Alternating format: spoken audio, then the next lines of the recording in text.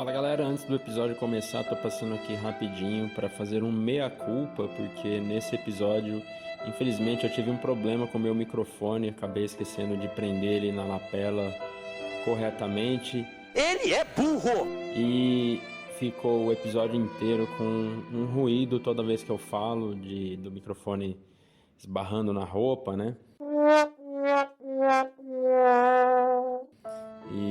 Então já peço desculpas antecipadamente a todo mundo que vai escutar esse episódio. Mas não é uma coisa que compromete o áudio, dá para ouvir perfeitamente o que eu falo, só vai ter esse inconveniente, né, meio chato aí, desse ruído durante todo o episódio. Então peço desculpas novamente. Desculpe! E prometo me atentar melhor nas próximas edições. Valeu, um abraço.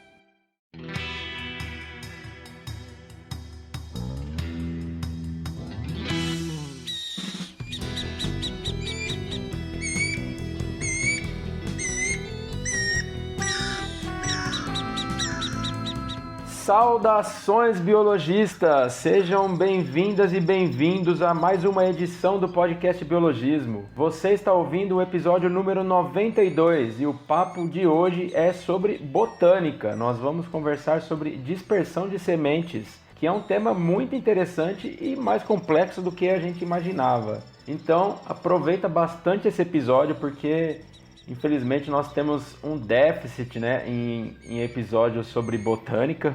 Nós temos essa dívida, mas aos pouquinhos a gente vai tentando pagar essa dívida aí, tentando equilibrar um pouquinho o jogo, né? Bom, hoje, mesmo sem convidados, nós teremos uma conversa bem legal porque o tema é muito interessante e vamos dar o nosso melhor aqui, mesmo sem ser especialista na área. Bom, se você é ouvinte antigo, você já está cansado de saber, mas se você está chegando agora, muito prazer, meu nome é Flávio, eu sou biólogo e apresentador deste bate-papo. É um prazer contar com a presença de vocês. E para me acompanhar nesta conversa, hoje temos casa cheia. Vamos aos poucos dar um salve para a galera aí, minha querida amiga Dona Susan Cunha. Oiê! Olá, ouvintes! Olá, meus companheiros de bancada virtual, imitando o Flávio, né? Eu sou a Susan Cunha, bióloga, entomóloga, taxonomista. E o episódio de hoje me deixa super feliz e contente, que eu sempre gostei muito de colecionar sementes, achar sementes por aí, tentar descobrir de que planta é. Nem sempre conseguia, né? Mas, enfim... E nesse episódio a gente tem muita coisa bacana para aprender junto sobre essa temática de sementes e a questão da dispersão. Então fica com a gente que tá da pontinha da orelha. É isso aí. Agora, meu brother Aron Marmorato, dá um salve pra galera aí. Salve galera, eu sou o Aron, biólogo, professor e alívio cômico desse podcast, né? Eu sou aquela pessoa que vai fazer vocês rirem, né? Que eu só falo as groselhas, mas sempre tem que ter, né? Aquele alívio cômico mais divertidinho, assim, mais científico também. Eu não falo groselha à toa também, não. Então, ó, vamos pra esse tema que vai ser bem da hora. A gente não fala muito de botânica, não é porque a gente não gosta, porque a gente não sabe tanto, não. Mas, igual o Flávio falou, a gente vai dar o nosso melhor pra fazer um episódio bem legal pra vocês. Beleza? É isso aí. O alívio cômico. É que vocês não viram antes. Se vocês pegaram os episódios mais antigos, você vai ver que o meu alívio cômico era um pouquinho mais pesado, assim, né? Aí eu falei, não, deixa eu dar uma maneirada, né? Porque... Menos refinado. Menos refinado, assim, não era tão culto, né? Era um negócio mais chucrão, tá ligado? Culto, tá se achando já. Bom... mas ainda não acabou. Se você está acompanhando a gente aí, você sabe que a equipe é essa, né? Nós três. Era até hoje, né? Porque a equipe acaba de crescer mais um pouquinho. Hoje nós temos a primeira participação da nossa amiga, nova administradora, nova apresentadora aqui do podcast Biologismo. E se você é ouvinte antigo, você já ouviu uma participação dela no podcast Biologismo. Foi lá no episódio número 48, onde a gente conversou com ela sobre tubarões e raias. Então seja muito bem-vinda ao nosso podcast, à nossa equipe, Natália Guimarães. E aí, galera? Muito bom estar com vocês novamente. Eu sou a Nath, sou bióloga e mestre em ecologia. E assim como a Susan, eu também sou uma apaixonada por sementes. Sempre tive esse hábito, né, de querer descobrir o que era, de onde era, o que servia, para que servia. Então hoje eu vim contribuir um pouquinho, embora, né, seja amante dos animais da área da zoologia, nós vamos explorar um pouco mais essa área da botânica aí. Uhul! Como a Susan fala, né? Ela era a força feminina do podcast, agora a força feminina cresceu, agora igualou o jogo aqui, pelo menos nos apresentadores, nos administradores da página, né? E mais uma que adora fauna, né? Pois é, era isso que eu ia falar. Se por um lado equilibramos o jogo aqui nos gêneros, na questão do clubismo, piorou a situação. É aquele negócio, cara, biólogo, zoólogo é igual o guitarrista, você chutou uma árvore e cai um 5, agora você vai procurar quem é botânico, genetista, você cai 2, é tipo achista, teclado, não arruma, né? Então é aquilo lá, né? Agora todo mundo, agora não, já era antes, mas agora aumentou mais um pouquinho, todo mundo fã de zoologia aqui, mas como já falamos antes, vamos dar o nosso melhor aqui para apresentar um episódio legal. E já jogamos a Nath numa bomba já, né? Vai começar falando de semente de botânica. Já na bomba. E aí só uma coisa pra gente começar o episódio, agora tem uma outra curiosidade, agora a gente tá na escadinha, né? Porque pra quem não sabe, né? A Natália também estudou com a gente, só que agora a gente tá tudo, desde veterano e bicho, assim, a gente tá na escadinha, né? A Natália tá E vai. no último degrauzinho, assim, a Natália é bicho de todo mundo aqui. Vai o Aron falar da nossa idade de novo. Não, não tô falando da idade, eu só tô falando do ano que a gente entrou. A gente pode ter entrado mais cedo, alguém entrou mais depois. Então a Nath é a bichete. A Nath é a nossa bichete. É verdade. Uhum. Bichete de novo, cara. A Nath é a nossa bichete na faculdade e a nossa bichete na biologismo. O Aron fez questão de ressaltar que ele não é mais o bicho da página. Não sou, ó. Me aguenta agora eu vou dar trote na Nath. Vai sair um vídeo no TikTok dando trote na Nath, me aguardem. Bora marcar. Bom, já jogamos uma bomba no colo da Nath para ela começar o podcast, a participação dela no podcast com a Botânica. E agora, como um bom anfitrião que sou, vou jogar outra bomba no colo dela. Porque o Aron e a Susan já estão cansados de convidar a galera para curtir as nossas redes sociais. Então eu vou jogar dessa vez essa responsabilidade para a Nath. De surpresa, hein? Sem combinar nada. Bom, é isso aí, galera. Você que não segue as redes sociais, @biologismo, Instagram, Facebook, TikTok, o melhor canal de dispersão de informação aí, galera. Não perde tempo, hein? Se você acompanha nosso trabalho e gosta do nosso conteúdo, agora existem diferentes maneiras para nos ajudar. Além do nosso financiamento coletivo no apoia.se/biologismo, onde você pode apoiar e ganhar recompensas, nós também estamos com uma lojinha online. É a Biolojinha. Lá você vai encontrar produtos para fã nenhum de biologia botar defeito. O endereço é biologismo.lojaintegrada.com.br. Mas se você não puder contribuir financeiramente, nos ajude no engajamento do conteúdo, comentando nas nossas redes, no podcast e compartilhando com seus amigos e família. Muito obrigado, galera. Sua ajuda é de extrema importância pra gente. E fique agora com o episódio. Bom, é isso aí então, galera. Bora começar esse papo sem mais enrolações, né? E a conversa de hoje, como a gente já falou anteriormente, você já viu no título aí, na arte do episódio também, é dispersão de sementes. Então, para começar, talvez tenha algum ouvinte que ainda não está muito familiarizado com o tema, né? Ou com o termo, mas dispersão de sementes o nome meio que explica, mas é um movimento ou um transporte, né, de sementes para longe da planta mãe, né? Uma árvore gera um fruto, né, contendo sementes, e de alguma forma essas sementes chegarão a outro ponto distante da planta mãe. Mais para frente a gente vai falar um pouquinho sobre diversos métodos como isso pode ocorrer, e esses mecanismos eles podem ser definidos como meios pelos quais a espécie vegetal tenta conquistar novas áreas, né? Então é basicamente isso, porque a gente vai falar sobre isso daqui a pouquinho, porque que não é interessante as sementes caírem sempre perto da planta mãe, mas é basicamente dessa forma que a gente explica a dispersão de sementes, né? A planta mãe gerar as sementes e as sementes vão acabar em algum outro ponto não tão próximo da planta mãe, certo? Certo. Então, a gente vai comentar também mais pra frente, né? Igual você falou, o porquê de dispersar semente e tal. E o legal é que isso daí sempre é assim, mas é real, não é migué não. Sempre eu tô dando o tema, quando a gente vai falar o tema, eu tô dando sempre pros meus alunos, tá? E eu tô mais ou menos nessa parte aí, então eles estão vendo por que semente ficou mais importante, né? O grupo de semente, que são as gimnospermas, começou a ter semente e tal, a gente vai ver mais pra frente o motivo real, mas é porque isso vai aumentar a área de dispersão, né? Então, se você não tem semente, você não consegue ampliar essa área que você vai ter seus filhotes, entre aspas, e muitas aspas, que não são filhotes, tá?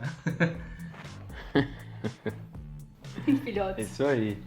Complementando aí o que o Aron disse, né, e o Flávio também, a semente, ela é uma forma de reprodução das plantas, mas não a única, né? Acho que é interessante a gente lembrar disso, que temos várias outras maneiras de se obter uma nova planta, seja por vários processos como estaquia, alporquia, enxertia, enfim, todos esses nomes mais técnicos que se resumem a pegar partes das plantas, né?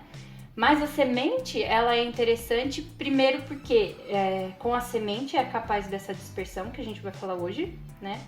E a semente também seria o fruto da reprodução, onde a gente tem encontro de células masculinas e femininas. Então, existe aí troca do material genético de duas plantas, né? Que vai conferir a variabilidade genética. E isso é muito importante para a planta. E isso a gente não vê em outras formas de reprodução vegetal. Então, a semente também é interessante para a planta por conta disso também, né? Dessa questão da variabilidade genética e da chance de ser dispersada para outros locais. Pra galera ficar meio antenada assim, achar uma semente. A semente é como se fosse um ovo, tá? Pensa assim. A semente é um ovo, porque ela tem lá a proteção e todos os nutrientes que o embrião vai precisar para crescer. Então você fala, mas Sim. Como funciona? É como se fosse um ovo. A semente é um ovo das plantas, vai. Vamos dizer, fica mais fácil de você entender. Óbvio que não é do mesmo jeito, mas é como se fosse. Eu lembro que tinha uma professora, quando a gente falava sobre isso, ela sempre falava a mesma frase, e essa frase ficou na minha cabeça desde sempre. Ela falava assim, a semente nada mais é do que o óvulo fecundado e desenvolvido. Então é uma coisa que ficou mecânica, eu nunca mais esqueci. E realmente é isso, né? São as células reprodutivas que se encontram ali, né? E aí o óvulo sendo fecundado vai gerar a semente. A semente vai conter o embrião, assim como o Aron comentou. Uma parte nutritiva, para que esse embrião tenha aí o sustento. E a parte protetora, né? Uma casquinha, muitas vezes rígida, para proteger o embrião contra a perda de água, predação, enfim. Só um adendo também, que essa questão da dispersão de semente é uma oportunidade para a gente até conhecer, né? As árvores que são daquelas sementes, até para uma... avançando um pouco mais nessa discussão que a gente vai ter, usadas para urbanização, né? Tipo, não é qualquer semente que pode ser plantada em qualquer lugar. Então, essas informações da dispersão também pode ser um direcionamento para o poder público, né, no caso. Isso aí, show de bola. E aí, é claro, né, a gente tem que entender, a gente explicou um pouquinho sobre o que é a dispersão de sementes, mas acho que antes da gente falar dos diferentes métodos, né, outros processos, é interessante a gente entender a importância da dispersão de sementes, né? Porque assim, na biologia, tudo acaba se entrelaçando com a evolução, né? A gente não consegue fugir muito disso. Então, às vezes acontecem alguns processos na natureza que são realmente aleatórios, mas que conferem alguma vantagem para aquele indivíduo, para aquele ser vivo, né? Seja vegetal, animal. E com as plantas não foi diferente, obviamente, né? E então esse processo de dispersar sementes, independente do método utilizado, conferiu algumas vantagens para essas plantas. Vamos pensar assim, se os frutos caíssem sempre por perto ali da planta mãe e germinassem por ali, as plantas da mesma espécie iam começar a brigar entre si por recursos, né? Ia ter muita competição local ali. Então esse é um dos primeiros fatores assim que trazem uma vantagem para a planta dispersar sementes para longe dela, né? Vai lá. E não só também, mano, para não competir no mesmo local, também para você... Por que você reproduz? Você reproduz para poder perpetuar a sua espécie. E não tem sentido você perpetuar a sua espécie no mesmo local que você tá, né? Ainda mais para uma árvore, uma planta que ela é imóvel, né? Ela não se mexe. Então... então o legal disso aí de dispersão de semente é para você poder ampliar também a área que você predomina a sua própria espécie, né? Por isso que tem os frutos e todas as outras variações de semente, né? Plantas que não tem fruto, tem variações nas sementes que possibilita dispersar mais longe. Plantas que produzem frutos é para poder também dispersar. Tipo, para que serve o fruto? Fruto é nada mais ou menos para poder algum animal comer e levar a semente para longe, né? Essa é a única função do fruto. Não tem uma outra função, né? Porque o que tá lá, porque não é o fruto que vai fazer a semente se desenvolver, né? É o que tem dentro da semente, né? O fruto não vai dar nutrientes para a semente. Pode ser que dê algumas coisas, mas não é a principal função do fruto, né? A principal função do fruto é fazer a semente dispersar mesmo, né? Exatamente. O Flávio falou também da questão de competição por recursos, né? E acho que a gente pode distribuir essa questão de recursos de uma maneira ampla, porque não é somente nutrientes do solo, água, mas também há competição pelo próprio espaço, por luminosidade, né? Porque uma planta grande limita a luminosidade às plântulas pequenas, né? Sim. E aí também tem a questão espacial, nesse sentido que você tendo plantas nascendo no mesmo local, você vai ter manchas muito dispersas no ambiente, né? Porque, como o Aro comentou, as plantas não têm a capacidade de se mover para os locais. Então, onde cair que for favorável, vai germinar.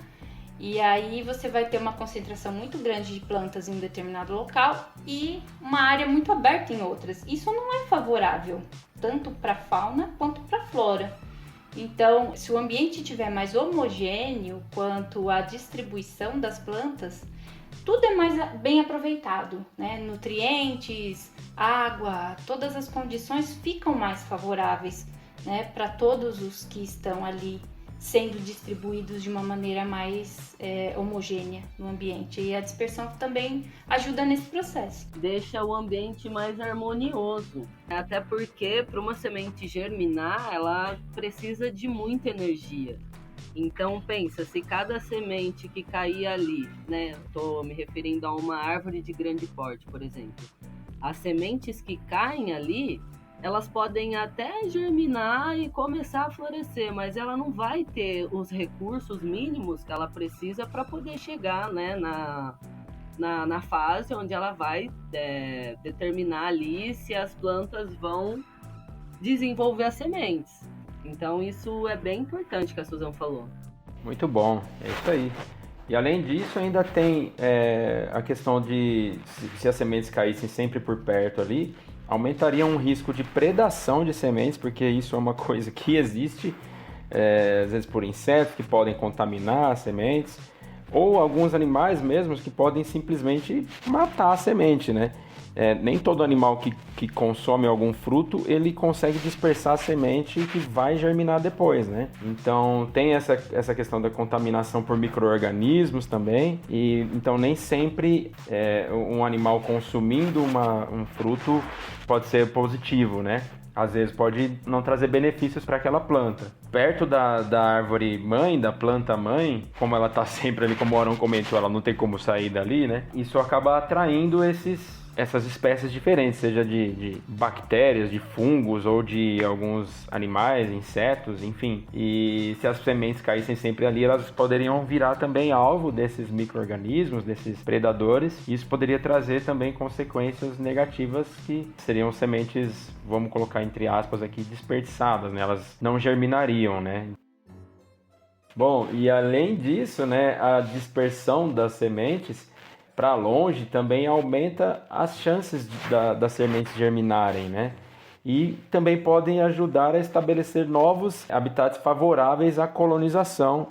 Toda essa questão que a gente já comentou, vai ter menos competição, né? Como a Susan comentou, às vezes é uma competição por espaço, por um espaço, um lugar ao sol, vamos colocar assim, né? Porque realmente às vezes uma planta faz sombra em cima da outra. Claro que tem plantas que elas vivem melhor, né? Elas têm essas necessidades de viver sob a sombra de outras árvores, né? Se desenvolvem melhor, mas tem outras que têm a necessidade de estar sempre expostas ao sol, né? Cada uma com a sua característica aí. E além disso, também é um processo, né, essencial para a manutenção de espécies, né? E regeneração de áreas degradadas também. Então, também é um método eficiente para a gente combater o desmatamento, né, degradação das áreas naturais aí, para a gente não perder as espécies, né? Então, que bom que tem diferentes métodos de dispersão de sementes naturais, né? A gente vai falar também dos não naturais, para que a gente consiga manter aí numa luta não tão justa, né? Porque a dispersão de semente é uma coisa que até germinar e se tornar uma planta adulta é muito demorada, né? Então, contra um desmatamento é uma luta injusta, né? Mas também gera a distribuição espacial dos indivíduos adultos da população, né? Que também é uma coisa muito importante para toda aquela questão de sequestro de carbono, né? De manter a biodiversidade também, né? Numa área natural. Não, e falando desse tópico de regenerar a área degradada e tal, né? Tem aquele estudo lá, tipo, mas desse aí demora muito. Não, cara, não demora, né? Tem aqueles estudos lá, se parar de ter ação humana, né? Por exemplo, na cidade, tipo, extingue toda a espécie humana. Em coisa de 60 anos, né? As florestas voltam a tomar todos os lugares das cidades, né? Alguma coisa assim, né? Tipo, eu não lembro exatamente, mas é alguma coisa assim. Não mesmo. passa de 100 anos, cara. Tipo, se extinguir a espécie humana e parar de tudo, as cidades pararem, coisa de 60, 70 anos, some tudo, cara. Né? Sim, exatamente. Então, só precisa não ter humanos. Não precisa, então não demora. Mas demora muito pra recuperar a área degradada. Claro, mano, ela tá tentando lá e a gente vai e regaça de novo, né, mano? Lógico, uma árvore demora décadas pra se tornar muito grande, né? E coisa de minutos, segundos, alguém consegue derrubá-la, né? Falando individualmente, uma árvore, né? E a gente está falando, então, que existem diferentes métodos, né, de dispersão de sementes, mas então vamos a eles. Você provavelmente já deve conhecer alguns, mas talvez desconheça alguns outros. E a gente fala de métodos naturais e não naturais, a gente vai chegar neles. A maioria é de métodos naturais, é claro. E são bastante interessantes, assim, a forma como ocorrem, né? Hidrocórica, como o nome já sugere, né? Hidro, ele refere-se à água, então são sementes carregadas pela água, ou frutos, né, na verdade, carregados pela água, né? Acho que um dos mais, assim, que a galera conhece e não conhece ao mesmo tempo é o coco, né? O coco, né, ele é um fruto e tem a semente lá e ele é levado pelas correntes marítimas e tal, pela orla, pela costa, então por isso que toda a costa, assim, sei lá, de lugares que não são tão modificados pelo homem é tomada de coqueiro, né? Vocês não sabem, o coco ele é um fruto que tem semente, né? É que não é só, a galera acha que é só aquele negócio da água do coco, não sei se vocês já viram nesses programas de sobrevivência que os caras abrem o coco, ele tá tudo, não tem mais água, tem aquela maçaroca lá, né? Esse é o coco maduro já com a semente, o embrião, enfim. O coco é a semente. Então. Não é? O coco em si é uma sementona, né? É uma semente muito boa. É, muito boa, diga-se de passagem. É legal complementar também que ele boia exatamente por esse bolsão de ar que fica depois, né? Quando ele fica maduro. Quando ele fica maduro. E é facilitado para ele ser levado pela água. Se vocês tiverem um dia a oportunidade de ver um coco lá na praia que tá meio até marrom, você fala, tá podre esse coco. E não tá, abre ele que vai estar aquela polpinha mais gostosa pra comer lá dentro. Que é o coco já maduro pra poder germinar, né? Às vezes você até dá sorte de achar já o coco com o raminho do coqueiro nascendo dele. É a carne do coco. É a carne do coco. Isso aí. Bom, o outro método também natural, né? É chamado de anemocórica, que é um método que o nome já não sugere tanto assim, né? Ou pelo menos a gente não está tão familiarizado com o termo, né? As anemocóricas, então, vão ser as sementes que vão ser carregadas pelo vento, né? O melhor exemplo para esse tópico aqui são os dentes de leões, né? Quem nunca, né? Passando pela rua, faça um desejo e assopre. Nessa de assoprar, dispersão de semente pelo vento. Ou quem nunca também enfiou um dente de leão na boca do coleguinha, né? Mandou ele assoprar e socou dentro da goela dele, né? Que é a puta de uma sacanagem, mas é muito divertido. Eu só não sabia que tinha esse lance do desejo. Faz um desejo antes conhecia, de soprar?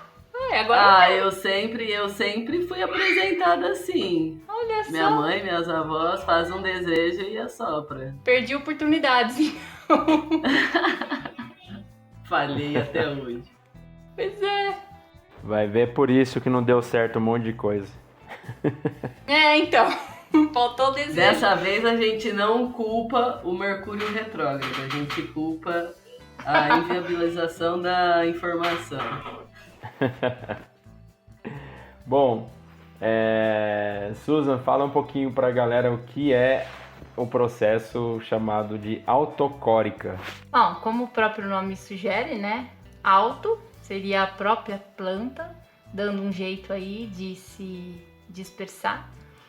Então, no caso, seriam plantas que podem se abrir, né, muito abruptamente, assim, explodindo mesmo, e atirando as suas sementes para longe. Um exemplo é a mamona. Eu nunca vi a mamona fazendo isso.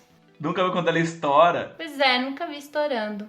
Mas isso aí, mamona seria um exemplo, então, de uma planta que ela mesma dispersa suas sementes. Ela dá conta de dispersar sementes sem nenhum outro agente mediador.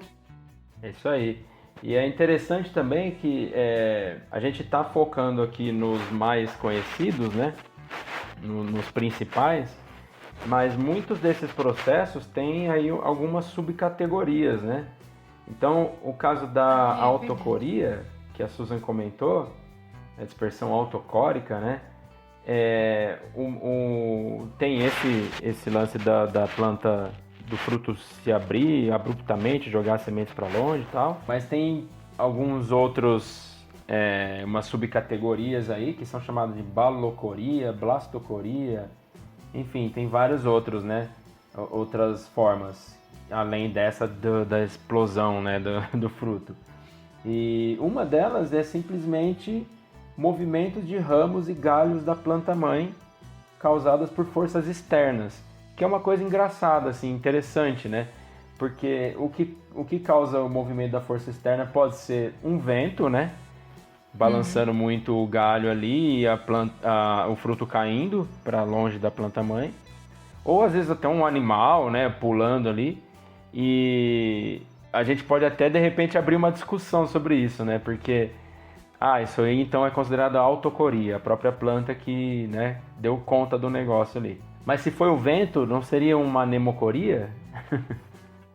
Ou se foi um animal, não seria uma zoocoria? Pulando no galho ali? Pode ser vários agentes de uma mesma, né? Exatamente, pode ser vários agentes. Ao mesmo tempo. Uhum. E aí o que a gente poderia até chamar de policoria.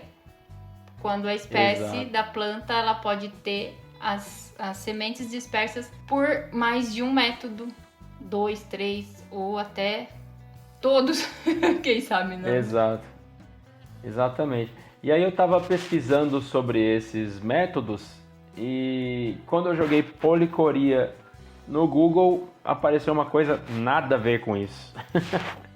Porque é um termo também usado para falar de uma condição clínica onde uma pessoa tem 2 ou mais pupilas. Caramba. A presença da íris com 2 ou mais pupilas em um olho, ou em ambos os olhos, né? Achei interessante, embora não tenha nenhuma relação uma coisa com a outra, são só terminologias que coincidiram de ser iguais, né? Fica essa curiosidade aí. Agora vem o tipo de dispersão que a gente mais gosta. Os Ai, 4 meu aqui adoram. Deus. Zoocoria. Senti até um arrepio aqui, ó.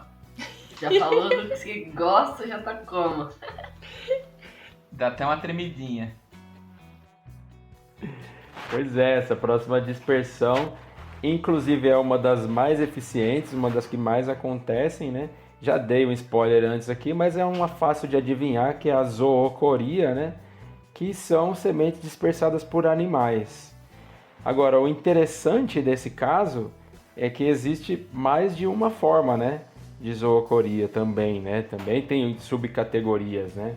E se a gente for puxar para o tipo de animal que realiza a zoocoria, aí é um galho com um monte de ramos, né? Vai ramificando um monte aí, né?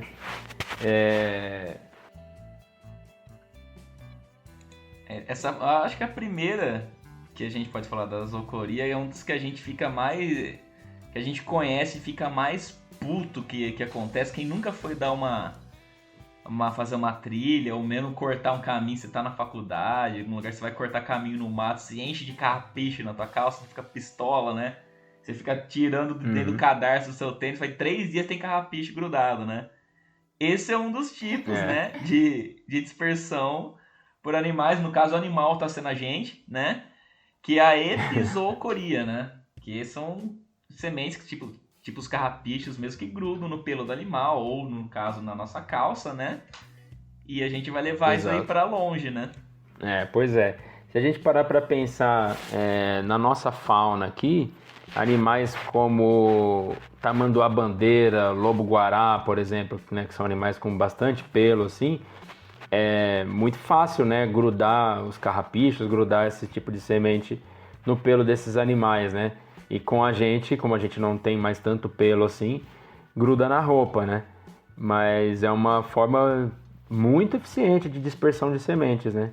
E ela entra isso na zoocoria, mas tem essa subcategoria, né? Epizoocoria. Entrando na parte do zoo, né? A questão de passar pelo trato digestório dos animais e quebrar a dormência, eu acho que é uma das coisas mais incríveis que eu estudei nessa parte de entendimento de sementes e botânica da faculdade. Eu fiquei assim, ó, impressionado. Eu falei assim, meu Deus, mas tipo, tudo se encaixa. É tudo perfeito. Pois é sensacional, né? E isso que a Nath comentou entra nessa outra subcategoria que é o endozoocoria, né? Que diferente dessa que o Aron comentou de carregar grudado no pelo dos animais, é quando os animais se alimentam dos frutos, né? E vão levar as sementes para longe. Essa eu vou pedir para a Susan comentar, né? Como que isso acontece, a gente já falou um pouquinho sobre a questão de atrair e tal, mas eu vou pedir para a Susan comentar porque a gente estava falando sobre isso esses dias. Não sei se você vai lembrar, Susan. Acho que você comentou da onça pintada até. Sim, questão da cutia, foi. Lembro. Isso, então vai lá, todo seu. Ai, que legal. Então, a questão da endozoocórica, né? Como a Nath falou, eu também acho super, super genial essa questão que muitas sementes elas só germinam depois de passar pelo trato digestivo dos animais, né? Senão não. Então essa é uma interação muito específica entre fauna e flora, né? E onde você tem a perda do animal, você acaba tendo a perda do dispersor da planta, né? Isso é uma coisa muito específica. Falando, né, sobre o que o Flávio falou agora, que a gente comentou esses dias, eu tinha visto um documentário, lá vou eu com os documentários, porque eu amo essas coisas de documentários, e tinha um falando especificamente sobre a questão de dispersão de sementes de castanheira na Amazônia.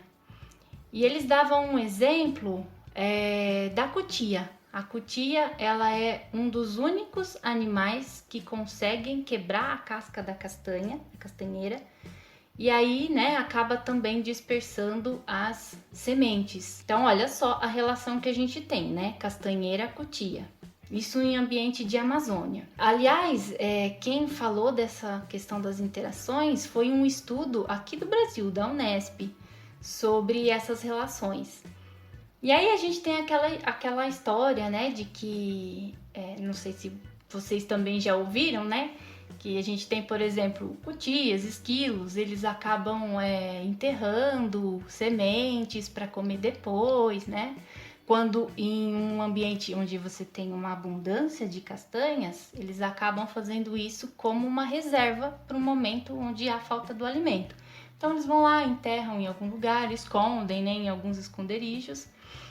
E sempre se fala muito que eles acabam plantando essas sementes porque esses animais esquecem onde enterraram e aí a semente acaba germinando, né, nesses locais onde foram enterradas como reserva. E esse trabalho, né, feito aqui pela Unesp, mencionava que não é muito bem assim que funciona. Acho que a coisa é um pouco mais complexa. Nesse caso da cutia e a castanheira, eles viram que as cutias, elas lembram sim de todos os locais onde elas enterram as suas reservas de sementes. O que acontece é a interferência do predador da cutia, porque lembrando de todos os locais onde ela enterrou, ela vai buscar quando faltar o alimento. Mas se ela for predada antes, ela não tem como voltar no local para consumir aquelas sementes. É isso que faz com que as sementes germinem, ou seja, a interferência do predador. Então a gente vê aí uma relação de 3 níveis. E no caso da cutia, a gente pode mencionar a onça pintada como um dos principais predadores. Então a onça preda a cutia e aí a cutia não volta para se alimentar das sementes que ela armazenou no solo. E aí as sementes da castanheira brotam.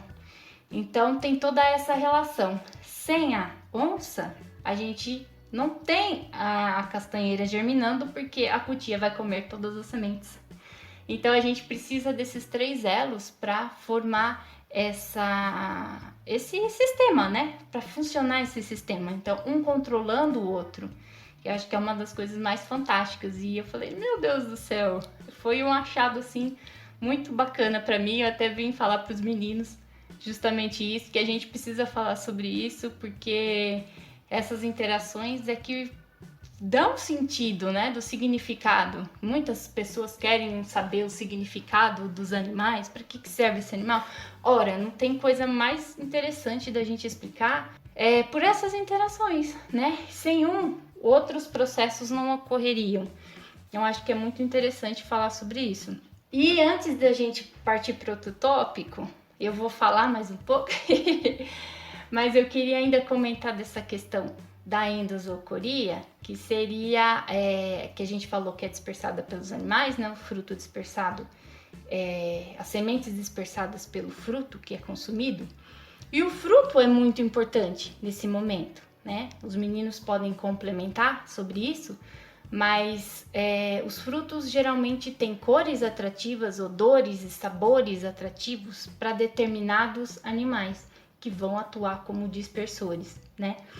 Isso a gente já sabe, mas uma outra coisa muito bacana que eu também vi é que essa coevolução, né, já vem de vários e vários anos, né, fazem com que as espécies se adaptem a otimizar esse processo. As plantas, elas têm os seus frutos posicionados nos galhos de maneira a otimizar a captura do fruto pelo dispersor. Olha que incrível! Então as plantas, elas têm os seus frutos em determinados locais no caule, muito mais pela questão de facilitar a busca da fruta, né, pelo dispersor. Um exemplo que eles deram no artigo que eu encontrei era sobre a questão de frutos dispersos por morcegos.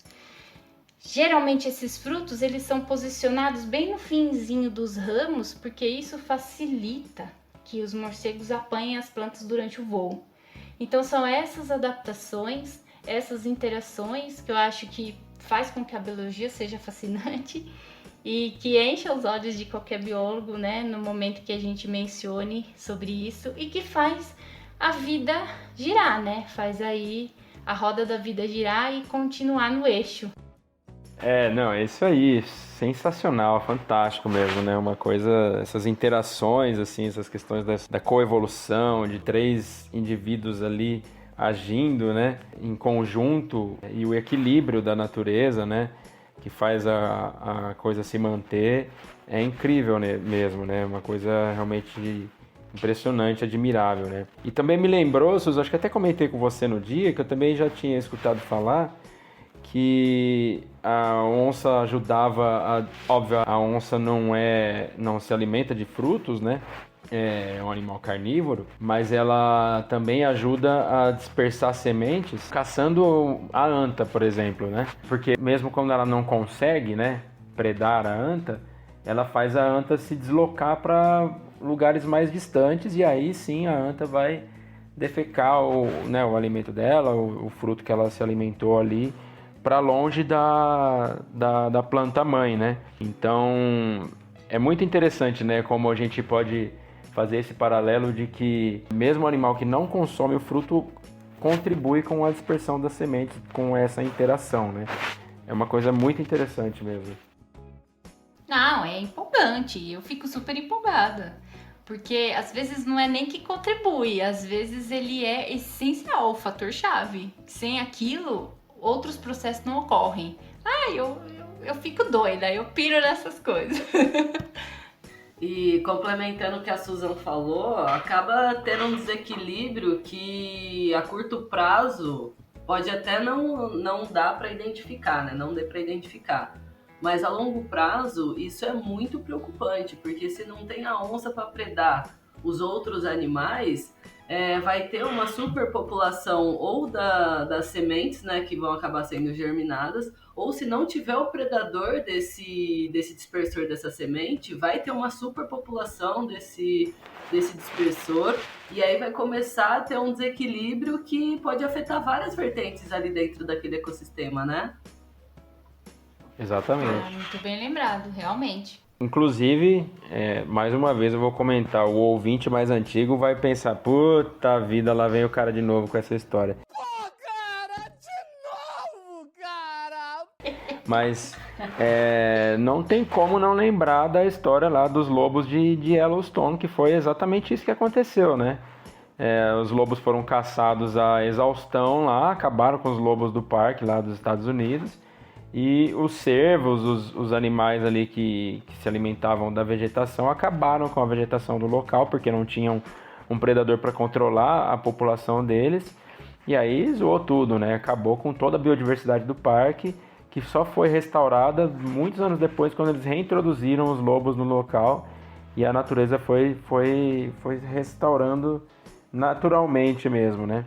Inclusive a gente tem um vídeo sobre isso no nosso TikTok, no nosso Instagram. Vou deixar na descrição do episódio para facilitar aí, que eu falo um pouco mais detalhado lá no vídeo. Muito bom. E ainda falando sobre zoocórica, ou talvez não, mas eu acho que sim, entra mais uma categoria chamada antropocórica, que é a consequência da ação do homem, né? Se a gente é animal, também é uma forma de zoocoria, né? Ou não, discordem à vontade. Engraçado que também são consequências tanto para o bem quanto para o mal da ação do homem, né? Uhum. Aí nesse caso a gente pode colocar a antropocoria, ela entra tanto até para o agronegócio, plantações, né, de monocultura, Ou mesmo a questão de reflorestamento, né? Tem vários métodos aí, aqueles métodos que o pessoal pega um estilingue e atira sementes para longe, né? E tem até o uso de drones, né, para dispersão das sementes, né?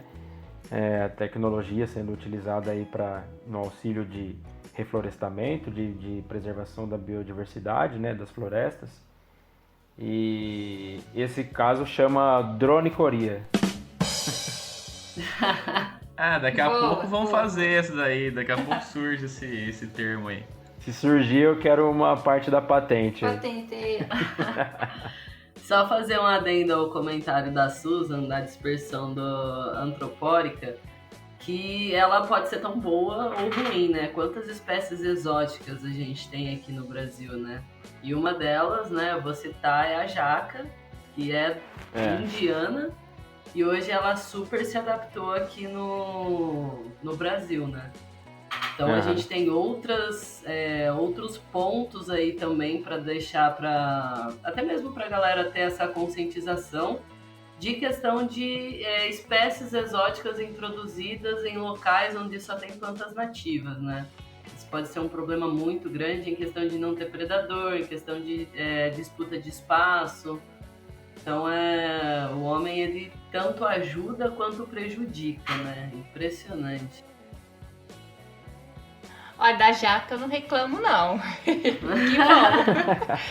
Mas é bem isso mesmo. Acho que a gente que tem o poder de direcionar essas sementes, né? Os animais estão dispersando sementes sem saber, né? Aleatoriamente.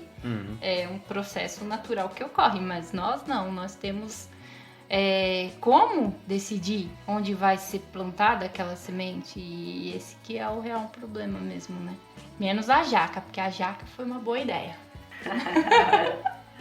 Eu gosto de jaca também. Nossa, amo jaca. O Flávio também, viu, Nath? Ama jaca.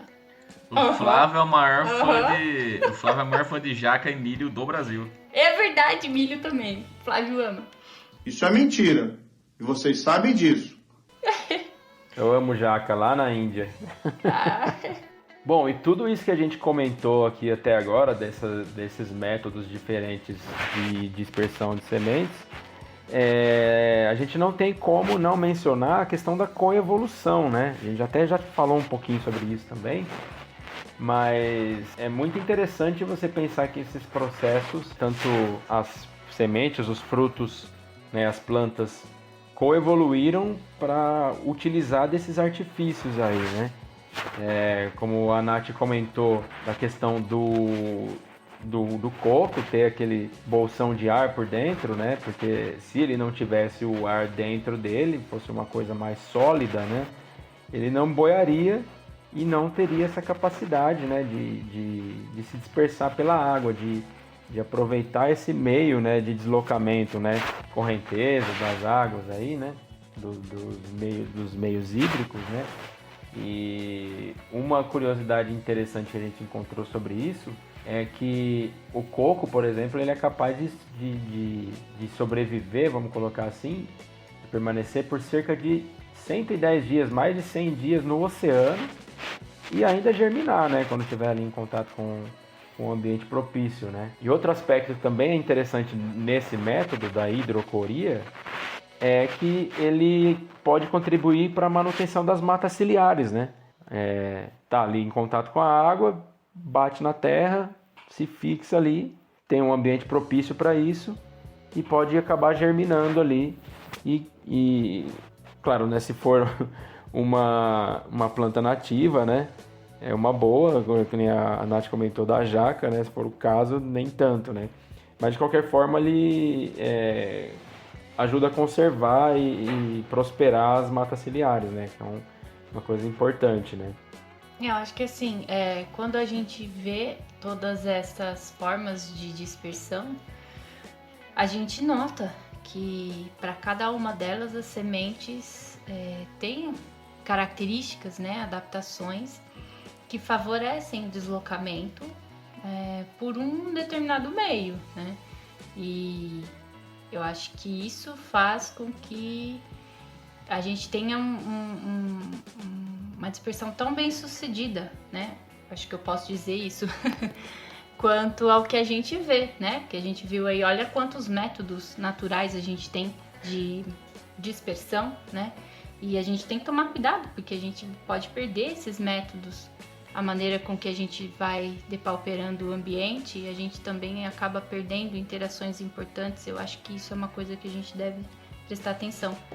Mas a maneira com que as plantas se adaptam à fauna e vice-versa é algo muito interessante que você pode notar no local, no quintal de casa, em todas as em qualquer lugar que você tiver, né? Não precisa nem ser num ambiente natural, pode ser num ambiente urbano. Então, pegue as sementes que você encontra por aí, que certamente você vai encontrar uma semente, mesmo em um ambiente urbano, e veja como que é a característica delas, né? Qual é o formato, tenta adivinhar como é que aquela semente chegou ali. Né? Acho que é o início para a gente entender um pouquinho sobre essas questões, despertar o interesse para tentar conservar tudo isso que a gente tem em mãos, né? Não deixar ser destruído pelo que a gente está fazendo aí para a natureza. Só isso, perfeito sua reflexão e tudo que você trouxe aí a respeito dessa coevolução, de todos esses processos aí. Legal também que você falou da gente, né, refletir um pouquinho sobre como aquilo foi parar ali, acho que é bem interessante mesmo. E outro exemplo que a gente tem aqui, inclusive você falou essa questão de refletir sobre como que aquilo foi parar ali, me lembrei de um dia minha mãe ter me mandado uma foto de uma estrutura que ela viu caída no quintal dela, né? E ela estava até meio preocupada, né? O que era aquilo, se eu sabia o que era aquilo, porque tinha caído alguns no quintal dela. E aí eu não sei do que era, pode ser que era de um IP, mas faz um bom tempo eu não lembro muito bem mais o formato. Mas eu falei pra ela, né, analisando, eu falei, isso é uma semente de uma árvore, né? Ela, mas como assim? Daí eu expliquei pra ela que, né, ele tem esse peso bem leve, tem uma certa aerodinâmica, né, para ser carregado pelo vento para dispersar para longe, né? Então, essas sementes que usam esse método de anemocoria, né, de ser carregado pelo vento, tem essas características, né? Aerodinâmicas, que nem a Nath comentou do dente de leão, né? Que a gente assopra, eles vão um monte um para cada lado e tal, espalham bastante, né? Super levinhos e tal. E as orquídeas acho que também tem, né, essas características. E o próprio IP, né, que eu comentei agora, também tem. E também é um método muito eficiente, né? Agora, uma coisa interessante que eu li a respeito disso, fazendo pesquisa para esse episódio, é que esse método não leva sementes, não costuma levar sementes para muito longe. Embora as sementes sejam leves e aerodinâmicas, elas não costumam viajar grandes distâncias assim. Interessante isso, né? Elas se separam da planta mãe, se distanciam, mas não tanto, não é uma coisa tão notável assim, né? Mas de qualquer forma é um método muito eficiente e bastante interessante também a gente observar essa coevolução, né? A semente evoluiu para isso, né? Para ser dispersada para longe, né? Com o vento. Eu tava dando uma pesquisada aqui e eu vi que as sementes, ela tem uma parte delas, algumas sementes que elas são mais carnudinhas. E é essa parte que as formigas se alimentam. Então elas pegam as sementes, elas levam até o formigueiro, se alimenta dessa parte rechonchuda da semente e aí auxilia na dispersão dessas sementes, né? Então quando eu li isso eu falei assim, caraca, cara, e a gente achando que a formiguinha só tá levando um monte de coisa pro formigueiro, ela tá levando muita comida. Gente que tá moscando. E essa parte ela chama elaiosoma da semente. Isso. Pô, eu separei pra falar sobre isso aqui. Então complementa. Muito bom, Nath, muito bom.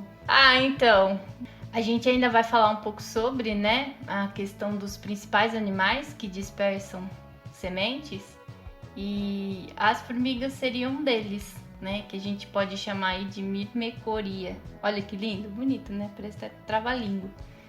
E complementando, né, a questão que a Nath trouxe, que super mega blaster bacana, a gente tem essa dispersão por formigas que não parece muita coisa, mas ela é assim muito expressiva, né? A gente tem uma estimativa de que cerca de 3.000 espécies de plantas são dispersas por formiga, né? Tem as suas sementes dispersas por formigas, e isso daria mais ou menos 70 famílias botânicas, né? Encontradas aí em diversos ecossistemas de todos os continentes. Então a dispersão de semente por formigas, ela é muito expressiva e envolve o que a Nath trouxe pra gente, uma estrutura que ela é bem gordurosa, oleosa, que é chamada de elaiosomo.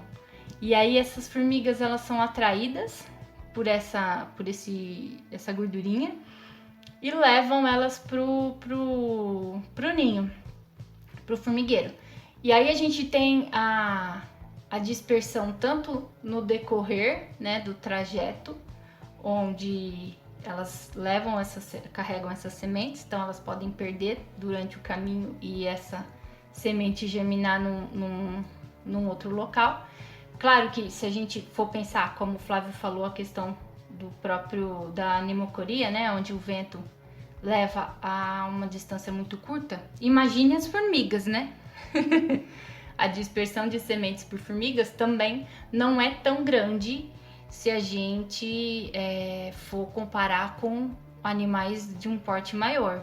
Mas já ajuda, já beneficia a povoação dessas plantas por novos ambientes. E elas podem então se perder no meio do caminho, e também as sementes que acabam chegando aos formigueiros, elas se alimentam, né, como a Nath comentou, do elaiosomo, gostosinho e tal. Mas isso não danifica a semente. E quando a semente é descartada no próprio formigueiro, né, no local onde a gente tem o lixo dentro do formigueiro, ali ela pode germinar. Ali ela pode encontrar um local propício, porque geralmente é um solo enriquecido de nutrientes, aerado, fofinho, que pode facilitar a germinação daquela planta dentro do formigueiro, que não vai prejudicar em nada. E também tem uma coisa super legal, que é a questão de formigas dispersando sementes no cerrado.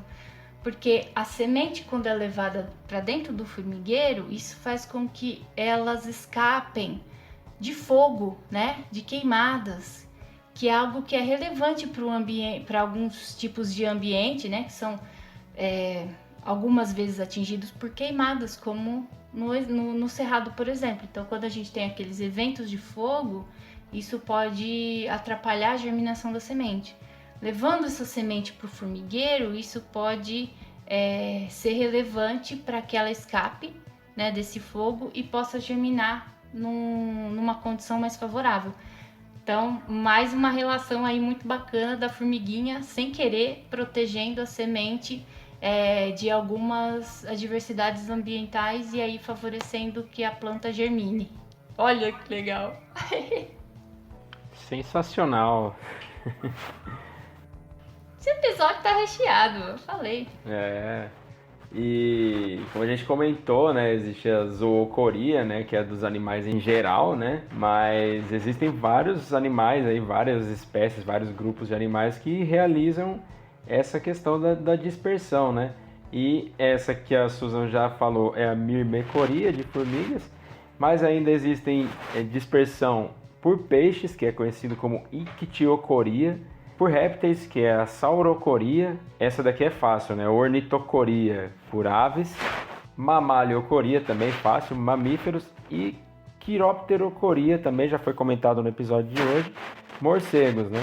Então alguns animais eles são tanto polinizadores quanto dispersores, né? Então são animais ecologicamente extremamente importantes, né? Morcego mesmo tem essa característica, né? De polinizar muitas plantas, aí, muitas flores, e também de dispersar sementes, né? Assim como marsupiais.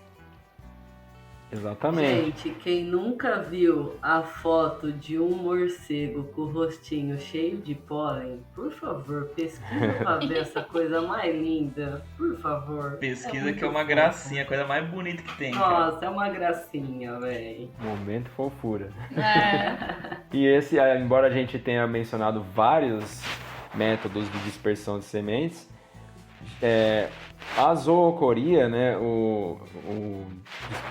a dispersão de sementes por animais, ela é muito importante, ela acontece no mundo todo, mas ela é muito importante principalmente em florestas tropicais, porque cerca de 70% das espécies de árvores desses biomas, desses ecossistemas, dependem desse método de dispersão.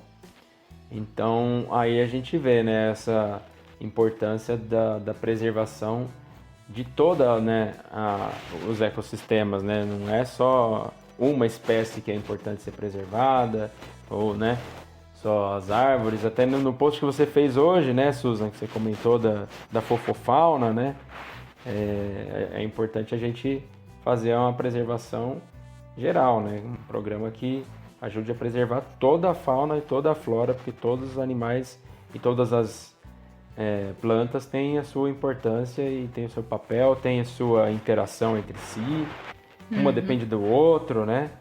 E assim por diante, né?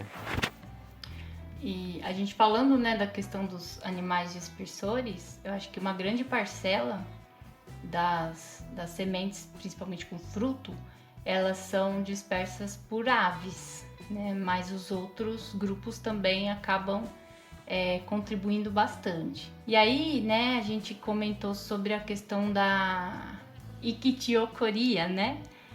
Que é a dispersão por peixes.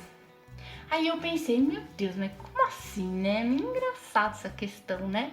Do peixe dispersando semente. Mas aí eu fui procurar e eu achei um artigo muito bacana sobre essa questão da dispersão por peixes da Unesp, aqui de Rio Claro. E eu fiquei também maravilhada com o trabalho que eles fizeram. Eles fizeram um levantamento das espécies de peixe que se alimentam de frutos e quais são as espécies mais promissoras para dispersar sementes, né? Esse potencial de dispersão. E assim, os resultados que eles tiveram, eu achei muito legal, assim, achei que teve muita coisa bacana no trabalho, como conclusão. Primeiro eles acharam uma espécie, né, de peixe, que no caso para o Pantanal seria o pacu, a principal espécie que é considerada dispersora de sementes. Ele é um peixe nativo, né? E ele é importante para dispersar sementes dessa vegetação de mata ciliar, né? Para povoar aí, né, ao redor de rios, de lagos e tudo mais. Então o estudo, ele viu realmente isso, né? Verificou a questão do estômago, o que tinha no estômago dos peixes. Concluiu que o pacu, ele é um dos principais responsáveis, né, pela dispersão no Pantanal, que é um ambiente onde a gente vê muita água, né? Em alguns períodos do ano principalmente. E esses peixes, eles são responsáveis pela dispersão de pelo menos 25% das espécies que ocorrem na margem dos rios e mananciais nas épocas de cheia, né, no Pantanal. Caramba! Nossa, é super, né? É um número muito expressivo. E assim, eu fiquei pensando depois, né, tentando construir uma imagem na cabeça. Mas na época das cheias, os peixes, eles conseguem alcançar os frutos nas árvores. Numas áreas que ficam muito alagadas. A gente tem áreas que ficam alagadas que chegam a subir vários metros. E aí os peixes conseguem coletar esses frutos nas próprias árvores. Olha só que bacana. Outra coisa também interessante é que se a gente tem frutos caindo dentro da água, né? Que podem ser levados, carregados, e aí seria a água dispersando, né? Hidrocoria. Mas imagine que ao momento que o fruto cai na água, esse vai ser levado correnteza abaixo, né? Então, teoricamente, a gente teria mais plantas nascendo correnteza abaixo da planta mãe. Mas o pacu, ele é o único, né? Os peixes que vão se alimentar de sementes, eles são os únicos que conseguem levar semente rio acima. Então conseguem promover essa homogeneização do ambiente também por isso, que eu também achei legal. E outra coisa legal que eles acharam é a questão da relação do tamanho dos peixes. Quanto maior o tamanho do peixe, mais fácil e mais garantida é essa dispersão, porque os peixes maiores conseguem comer os frutinhos inteiros, não quebram os frutos e também não correm o risco de danificar a semente. Então, dessa maneira, eles mantêm um número maior de sementes viáveis no estômago, e aí quando eles defecam, a semente tem mais chances de germinar. Então, peixes maiores são mais importantes porque promovem uma dispersão mais eficiente. E a gente sabe, né, que a pesca vem afetando, e lá no Pantanal já tem estudo sobre isso, que a pesca está afetando a questão da dispersão de sementes de áreas com mata ciliar, de plantas que têm um fruto maior, porque a gente não está tendo tantos peixes grandes, né? A gente acaba tendo a pesca e não deixa que os peixes cresçam, e peixes pequenos não conseguem dispersar determinadas sementes. Então, essa relação, essas interações que a gente comentou agora de plantas e peixes é uma das mais afetadas que a gente tem visto até hoje, principalmente por conta de pesca, mas de outros fatores também. Mas é algo que a gente pode perder, né? Que eu acabei filosofando agora há pouco aí, mas aí tá um exemplo que está sendo estudado de que a nossa interferência está causando problema quanto a essas interações, e tanto plantas quanto animais estão sendo afetados, e isso vai voltar pra gente, porque nós também fazemos parte de todo esse rolê, né? Então acho que é bem bacana. E era isso, assim, quando eu vi esse trabalho eu falei, eu preciso comentar dos peixes, né? Dispersando sementes, porque eu acho que é algo que a gente não vê toda hora, né? Nos livros, pelo menos, em alguma coisa assim. Sensacional, exatamente, né? Uma coisa que você, se não analisar bem assim, você vai pensar, mas como assim um peixe vai dispersar semente, né? Mas realmente tem essa questão das cheias aí do Pantanal, né? Tem alguns vídeos, inclusive, dos peixes arrancando os frutos direto da árvore mesmo, ou até pegando alguns que estão ali boiando na superfície das águas, né? Agora, achei incrível esse trabalho, esse estudo feito aí pelo pessoal, né? Que você mencionou. A gente pode até deixar na descrição, Flávio, se der, né? Sim. Porque vale muito a pena. Pois é. Eu achei interessante, sim. E essa relação do peixe grande, de manter a semente inteira e tal, sem danificar a semente, incrível, um estudo que deve ter dado um belo de um trabalho, né, para o pessoal chegar a essas conclusões aí. Nossa, foi demais, assim, um trabalho muito bacana em relação à dispersão, e algo que a gente tá perdendo. Puxa vida, né? A questão da porcentagem de dispersão desses peixes. Aí a gente entra mais uma vez nas questões evolutivas e questões do impacto do ser humano, né? Tipo, se esses rios, né, acabam por passar por alguma interferência, ou se chegar a secar, olha a porcentagem de sementes que deixarão de ser dispersadas por conta de impacto. É muito louco, né? Eu fiquei horrorizada, porque é um quarto. É muito, 25% é muito. Isso na região do Pantanal, a gente não tem dimensão de outros locais, né? A gente tá falando de apenas um pedaço ali. Mas, nossa, é uma coisa assim muito, muito doida, pra bem e pra mal também. A gente fica horrorizado e fica maravilhado ao mesmo tempo. É bem esse o sentimento mesmo. Beleza, então, galera, é isso aí. Chegamos ao fim dessa conversa sensacional. Espero que vocês tenham gostado. Como eu comentei no início, não tem nenhum especialista aqui, mas a gente fez a nossa pesquisa, fez a nossa lição de casa, demos o nosso melhor. Esperamos que você tenha gostado, assim como a gente gostou de produzir o conteúdo aqui. E é isso, né? A gente vai ficando por aqui. Mais uma vez, vamos dar as boas-vindas à Natália, à nossa equipe, ao podcast, à página, ao perfil. Seja muito bem-vinda. Já era parte do rolê e agora está mais por dentro ainda. Estava sempre dando algumas sugestões, sempre trocando uma ideia com a gente. Mas agora, oficialmente, uma integrante da Biologismo. Valeu, galera. Foi um prazer inenarrável compartilhar esse tempinho aqui com vocês. Foi muita informação que agregou, né? Embora tenha visto algumas coisas na graduação, né, que já faz um tempinho, foi muito bom relembrar alguns conceitos aqui com vocês. É isso aí.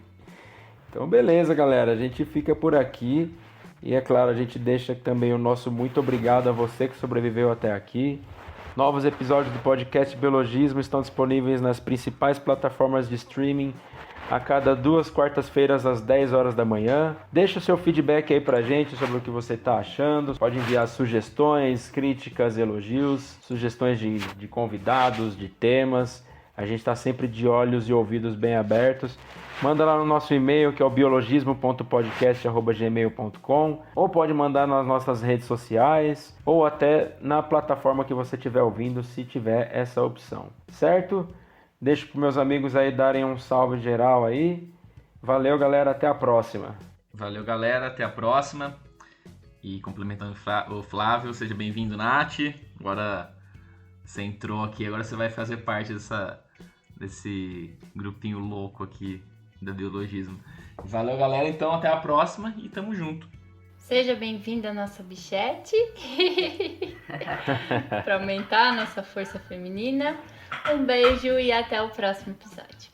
Valeu, galera. Tô muito feliz aqui por essa recepção e tamo junto. Eu acho que tá mais fluido, né? Ó, mais Beleza, então. fluido. Fluido? Ele tá se achando cuito hoje. Mas... Esse daí vai pro final, pro Zé. Ah, o cara tá se achando cuito. Ó, E acho que é isso. Tô meio perdido nesse tópico. Isso aí é mamona, pô.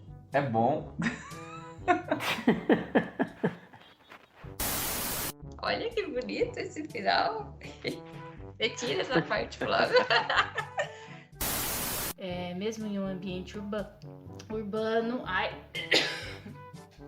Nossa, engoli um mosquito. Eita. Ai, perdão. Nossa, eu tô muito filosófica hoje, gente. Tira essas partes final, viu, Hoje Flávio? a Susan tá... Esse episódio foi apresentado por Flávio Diniz, com comentários de Aron Marmorato, Susan Cunha e Natália Guimarães. O roteiro foi desenvolvido por Flávio Diniz e Susan Cunha, e a edição e a arte por Flávio Diniz. O novo logotipo do podcast Biologismo foi desenvolvido pelo Giovanni Barbosa, que também é apresentador do podcast Febroso.